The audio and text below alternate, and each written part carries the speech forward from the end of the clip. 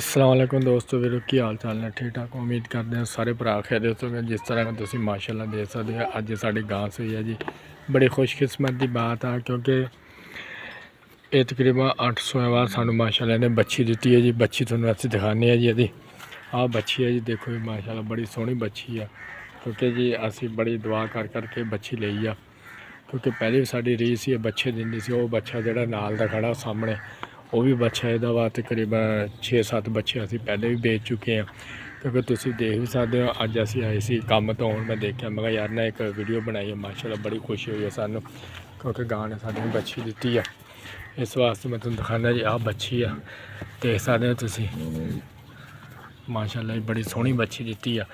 इस वास्ते असी व्लॉगिंग भी करने क्योंकि तुम्हें पता ही असी पिंड वाले हैं तो साढ़े यूट्यूब चैनल में लाइक शेयर जरूर करके जाया करो फॉलो करके जाया करो।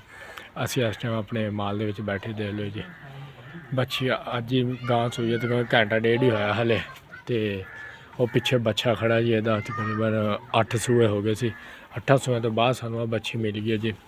बड़ी दुआ की है बच्चों ने भी कहते यार कि बच्ची दे दे तो चंगी गल आ तो अल्लाह पाक ने यार देखो साड़ी दुआ की बच्चों ने भी कबूल कर ली तो इस वास्ते यार असी व्लॉगिंग भी करते होंगे। साढ़े यूट्यूब चैनल पर लाजमी आया करो क्योंकि तुम देख भी सकते हो इस टाइम मैं अपने हाथ मौजूद खड़ा सी उतना करके यार वीडियो बनाई दी है कि यार ना चलो व्लॉगिंग का भी पता लग जाता वा। असी माल रखा है जी थोड़ा जहा माल है साढ़े को आ बच्ची आ जी अज असी दुआव कर करके ले आई। देखो मेहनत की है तो मेहनत करके असी माशाल्लाह सानू अल्लाह पाक ने अज रंग ला तो दुध है नहीं सी दुध भी बन गया। चलो ये भी बड़ी खुशकिस्मत की गल है क्योंकि दुध बन जाए दुध बन गया तो बाकी साढ़े वो जानवर बैठे है जी इतने असी राखी तां बैठे सी तो क्योंकि हुण देख लो अज ही सूई है गां तकरीबन घंटे डेढ़ ही होया वा घंटे डेढ़ के माशाल्लाह ये साड़ी अल्लाह पाक ने सुन ली है क्योंकि देख सकते तुम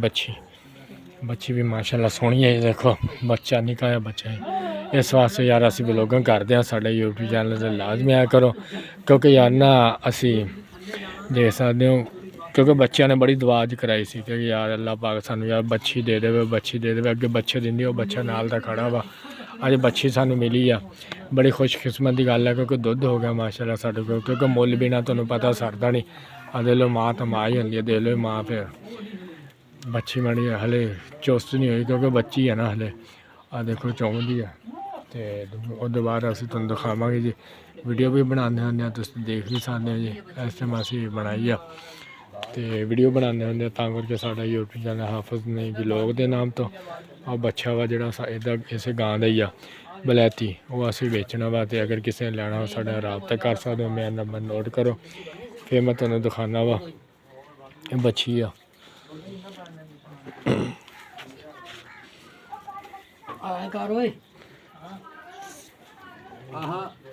ऐतकी सही है बच्ची माशाल्लाह सोहनी देती बच्ची है ना लाल रंग की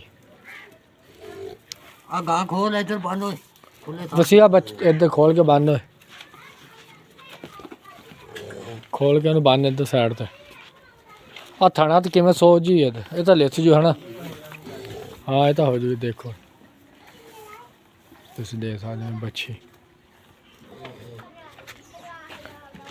इनू बनो परे उधर देखो जी साड़ी माशाल्लाह अज गां सोई है ताज़ा ही गां हले तो घंटे डेढ़ ही होया जी।